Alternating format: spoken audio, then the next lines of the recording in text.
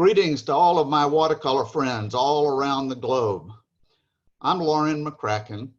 I'm the country leader for the United States of America, and I live on the south side of the city of Fort Worth, which is in the northern part of the state of Texas, which is located in the southwest part of the United States of America.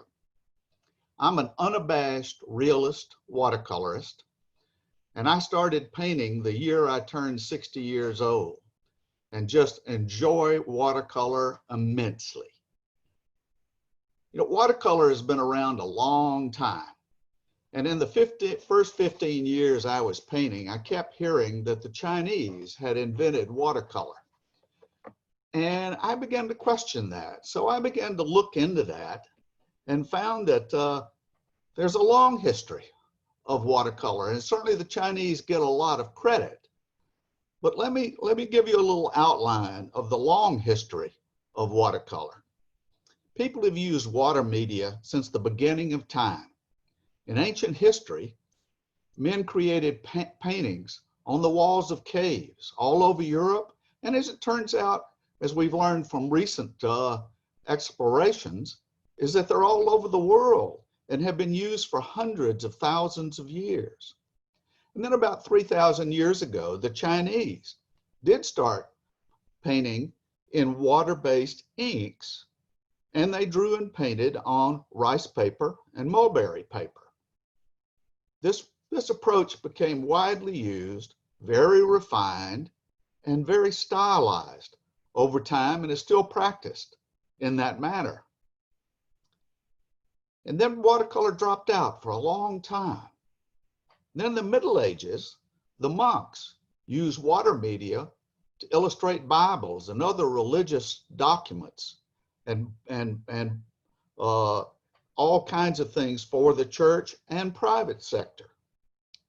And during the Renaissance, in about 1492, a pretty popular date out there, Dürer in Germany, Albrecht Dürer was a very important painter in the history of Germany. He lived in Nuremberg. He used watercolors both as studies for his oil paintings, but he also did a lot of plein air painting. And he also finished a lot of watercolor paintings.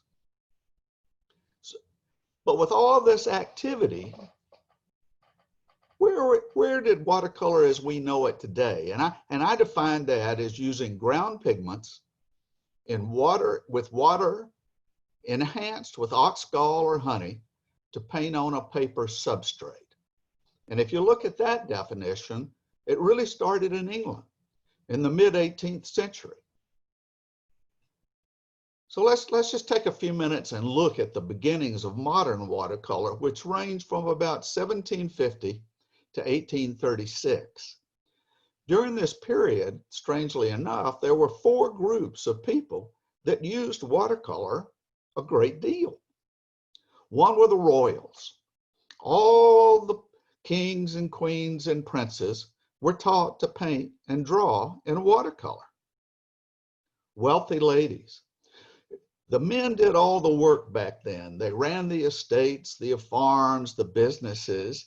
And if you were in those families, you had to stay at home and pretty much take care of the home in the estate. And your choices of activities were making lace, knitting, needlework, or watercolor. There were itinerant instructors that traveled all over England and would stay at these estates for periods of time to teach the lady of the house and all the female in the household to paint in watercolor. Then the surveyors and engineers learned to watercolor so they could record the land they were asked to survey. Military officers were taught to watercolor so they could then record the places their ships had visited. The use of watercolor in the military of England became very important, particularly as England spread all over the world, colonizing other countries for Great Britain. Every man of war had a botanist on board and then the staff of officers whose job was to record whatever country they took over for the crown. That way, since there weren't any photographs, they could bring images of the buildings, the native populace, the geography, as well as the flora and the fauna back to the king and or the queen and all the other people back home who needed to know the details of what lands were claimed for England. This did a lot to spread the use of watercolor and give the knowledge of watercolor to a lot of people around the globe. Now that painters about this time were getting very interested in watercolor, we've been about 100 years or 200 years into oil painting on a general basis at this time.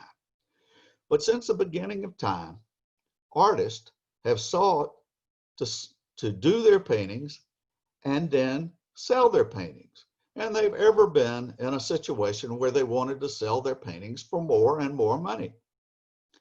So in England, to establish the profession of painters, there were societies that were created, and they were all, or mostly, not all, but many of them were in a circle around the Academy of Art that had been formed in London. Later, it was given a royal warrant, so we know it as the Royal Academy of Art. And this group was mostly oil painters, but it included all mediums, including watercolor. And at this time, watercolor wasn't considered as a very serious art. If you did a watercolor, what would happen to it? You put a paper mat frame on it and probably put it in a book, sort of like a scrapbook. But seldom was a watercolor hung on the walls. But that was about to change. We all suffer from the fact that watercolors have always taken a second place to oil paintings. But in the 1700s, a number of watercolorists came together to promote the profession of watercolors. Their goal was to make watercolor a profession, and if they could make it a profession, they could do more serious watercolors and they could sell them. So that was a big goal back then. So in 1804, the Society of Painters in Watercolor was formed. That eventually became the Royal Society of Painters in Watercolor. In 1832, there was a splinter group. There were some fundamental disagreements with some of the watercolorists, and some split off and formed the New Watercolor Society. This became the Royal Institute of Painters in Watercolor when it obtained its royal warrant. Now, remember that not all of these people were members of the Academy of Art. They were mostly in the Academy of Art, but it attracted just pure watercolorists to these new societies. And a similar effect was even taking place in Scotland. Scotland, the Scottish Society of Painters was formed in 1876. And when Queen Victoria came on the crown, she recognized this society in 1886, and it became the Royal Scottish Society of Painters in Watercolor. And we start this three initial identification of all of these groups. It is known as the RSW. So who were these painters and watercolorists who started these societies in the hopes of creating the profession of watercolor? So I'm going to read you a bunch of names. Some are going to be familiar to you, but I bet most of them won't be familiar to you. People like William Reeves, Thomas Girton, John Sell Cotman, Frederick Lewis, John Constable, John Robert Cozzens, and J.M.W. Turner. And I could go on and list more, Peter DeWitt, William Gilpin, William Blake, James McNeill Whistler. Now, I'm sure that there are many of my friends in England and Scotland are going to chastise me because I left out their favorite watercolorist, and I apologize. But I encourage all of you to take these names and study them, become familiar with their work, because they're the people that shaped watercolor as we know it today. And today we generally refer to it as the British transparent watercolor technique. This is the platform on which almost all of the watercolor that's done around the globe is based. And it has set pretty much the international standards by which watercolor is judged. John Robert Cousins, or Cozens, has given credit for codifying much of what we know today as the basics of what a painter needs to know to become a watercolorist. He said that a painter must have a mastery of the following techniques to be able to paint successfully in watercolor: continuous wash, graded wash, broken wash, the techniques of wet into wet, wet into dry, dry brush, the famous British two-brush technique, and then into blotting, lifting, and masking. Those all ought to sound familiar to you today, but these were codified in the late 1700s by Cousins. John Sell Cotman and Thomas Girton set the standards for continuous wash. And I'm going to just show you a couple of paintings here. This is a painting by Thomas Girton. You may not be familiar with his work, but I recommend that you take a look at Thomas Girton's work because he was a master watercolorist. And then there was painters like Frederick Lewis. And here's Frederick Lewis, who set the standards for graded wash. Lewis traveled a lot in the Middle East, and his paintings that show these wonderful skies as they get lighter and lighter and lighter toward the horizon set the standards for painting skies, not just throwing water into the paper and dropping a lot of cerulean in it. There is a technique for painting skies and clouds. Constable, who we know as an English painter of clouds and landscapes, painted a lot in watercolor and painted a lot of realistic skies and clouds. This brings us up to the industrial age and the real growth in watercolor from about 1837 on. And why is 1837 so important? Because the wonderful Queen Victoria came to the crown in that year. Early in the growth of the industrial age in England, the steam engine, the cotton gin, and many other inventions were taking England out of the hand labor era and into the machine era. And this would have a big growth, a big impact on the growth of watercolor. Queen Victoria had a really positive influence on the growth of watercolor. She, like many royalists, was a watercolorist, and she was a watercolor enthusiast. I'll show you a couple of Queen Victoria's paintings. This is a painting from her sketchbook. She always carried watercolor sketchbooks, and this is when she was visiting Coburg, Germany, and this was a view outside of her window of her apartments there. And then when she was in the palace, she would paint her children. This is one of her sons, Arthur. There are a lot of Queen Victoria's paintings in the Queen's collection in London. But because Queen Victoria was a good painter and she liked watercolorists, she championed the cause of the watercolorist. She agreed with them there should be a profession of watercolor. And she also agreed that they should be able to sell their watercolors at a good price. And so that's why she gave warrants to these watercolor societies, and they became royal watercolor societies. The industrial age gave watercolorists and other artists, let's make it that clear, the the tools to make their medium much more accessible and much more portable.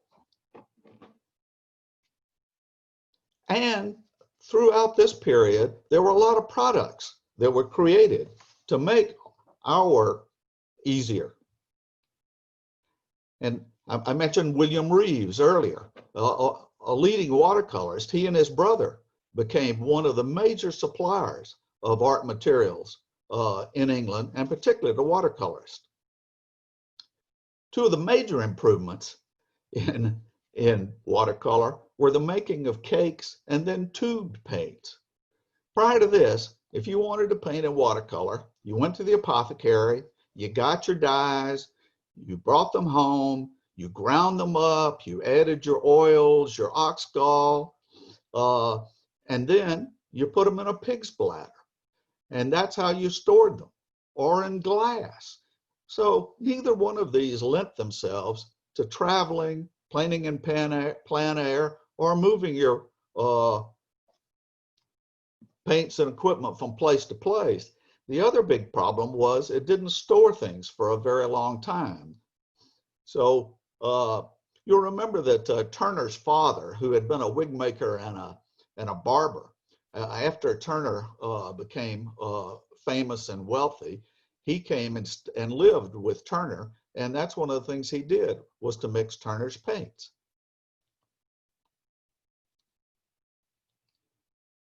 In 1781, William Reeves and Thomas Reeves, as I said, became suppliers of watercolorists, were awarded the Silver Palette of the Society of Arts for the invention of the moist watercolor paint cake.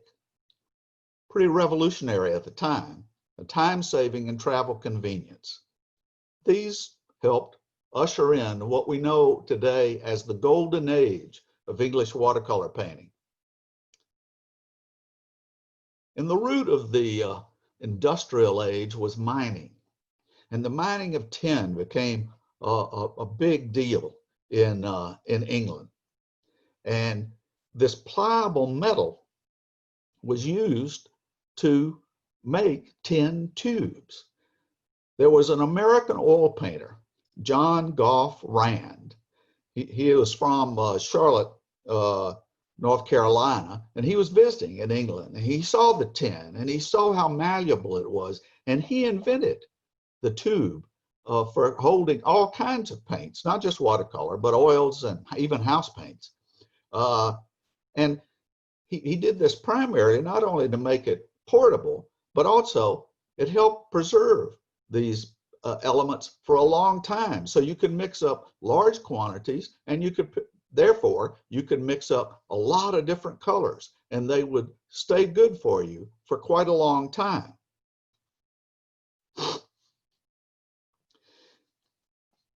While he invented the tin tube, John Goff was not particularly interested in patenting this invention.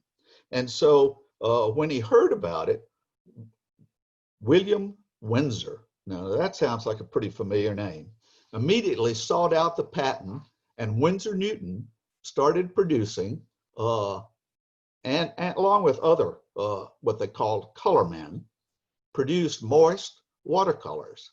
And at the time, Winsor Newton were one of the few people that were producing moist colors, so they were in a fantastic position to use these new tins.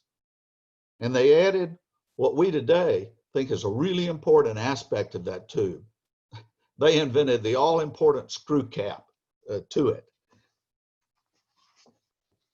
Here's a little case that has a history of the tube. It goes from one side using pig's bladders all the way through the development glass syringes into the tubes. This is on the Winsor Newton website.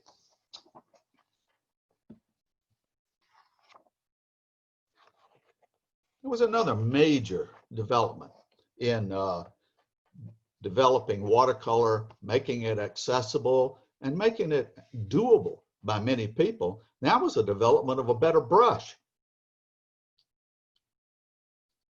The primary brush used in the second half of the 18th century was a hog bristle brush. It was a very good brush for an oil painter and still is today, but it didn't work so well for watercolor. So a number of these artists came together, Turner, Constable, a lot of them. Some say they were as few as 12, some say they were 16, some are 18, it's not clear. They decided to have a competition to create the perfect watercolor brush. This competition went on and off for several years and involved a lot of brush makers in London and all over England.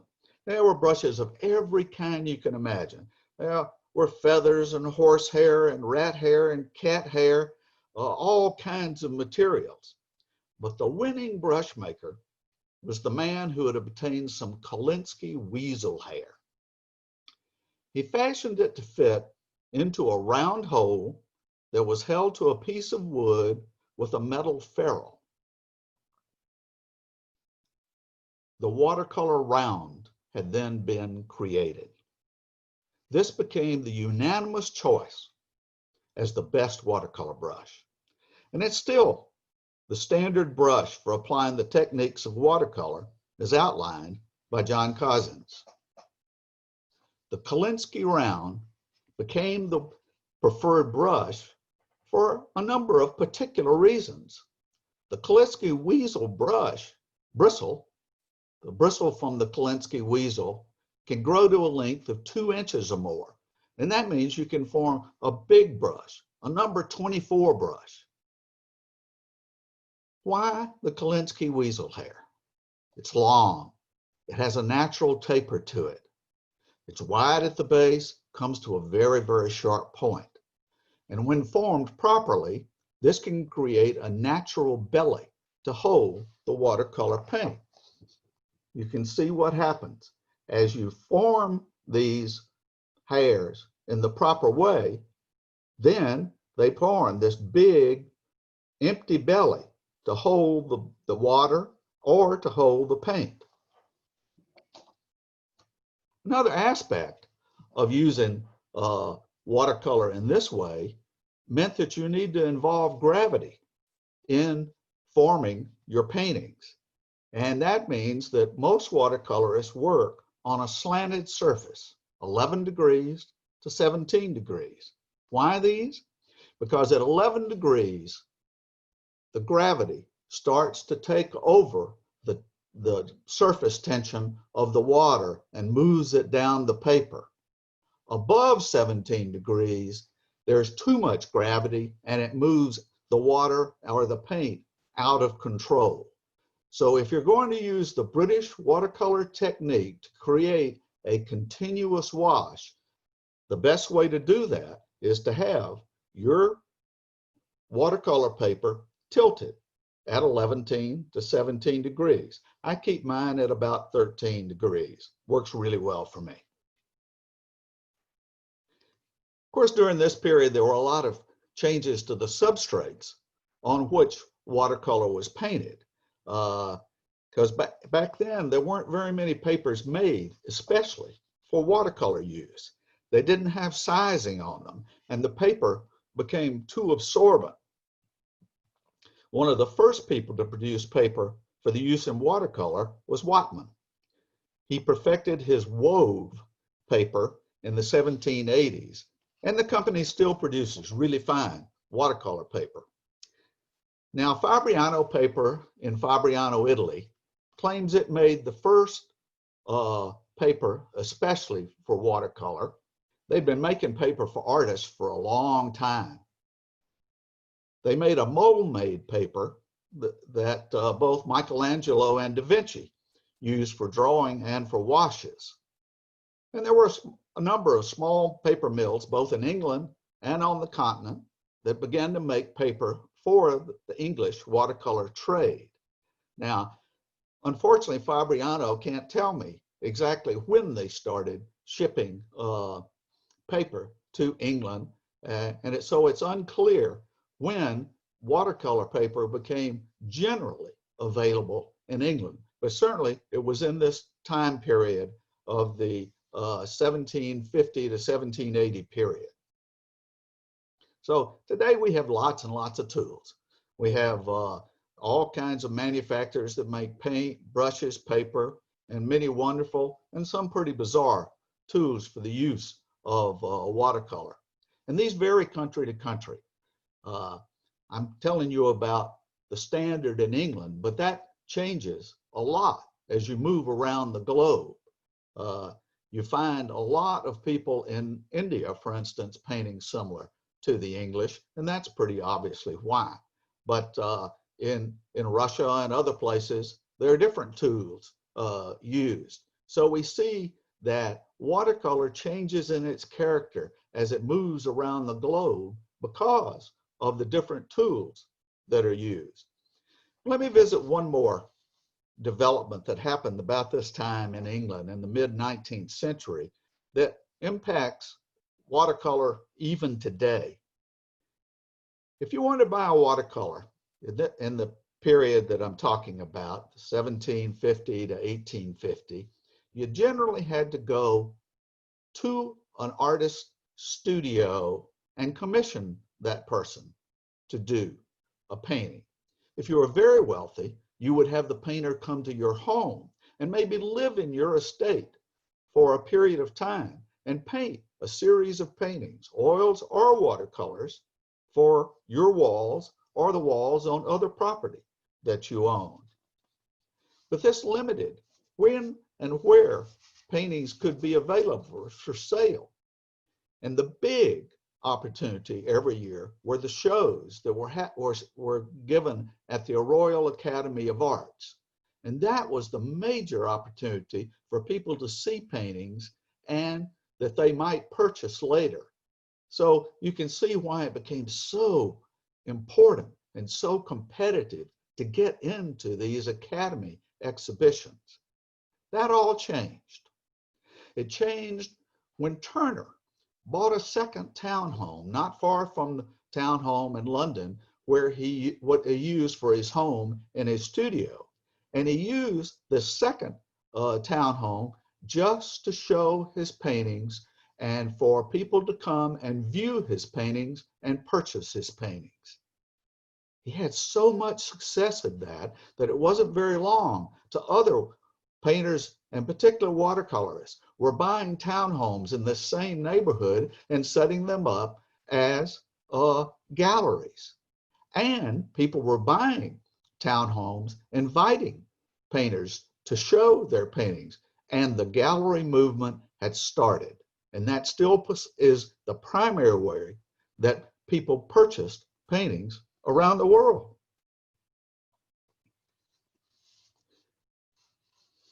Many artists have taken up watercolor since Turner and Girton showed us how useful and versatile the medium can be. There have been lots of improvements in the materials we use. Don't forget that watercolor is the most environmentally friendly way to create art. Fabriano Paper has just recently announced that all of its sizings are now vegetable-based. The use of watercolor continues to attract artists and would-be artists. In the US, record numbers of retiring men and women are taking classes and buying watercolor supplies. One of the interesting aspects of this COVID-19 and environment we're in right now is that many art students who are now learning from home and being schooled by their art teachers over the internet are now using watercolor for the first time. That's replaced oils and acrylics because it's a lot easier to clean up at home. So this means that thousands of students are using watercolors for the first time. Terrible way to have to get into this situation, but it promises well for watercolor for the future. And I think this may be true in other places in the world. According to the watercolor art materials manufacturers, the sales of the materials are growing up, both in the United States, Europe, Russia, and the former Soviet states. There's significant growth in watercolor parts of India throughout Asia. And the Australians, in spite of their spare population, are turning out some of the top watercolorists. I hope this brief history of modern watercolor has given you a better sense of how and why what we call traditional transparent watercolor methods were created and are still being taught and used around the world. Let me add that my paper will be published by Fabriano, will be available for you to download. I've even included some other illustrations in the paper, and I've also listed a number of references that you might want to obtain. I'll point out that a number of the books that I've listed are out of print, but can still be purchased as used books. I thank you for your time, and I encourage you to continue to paint in watercolor. Thank you very much.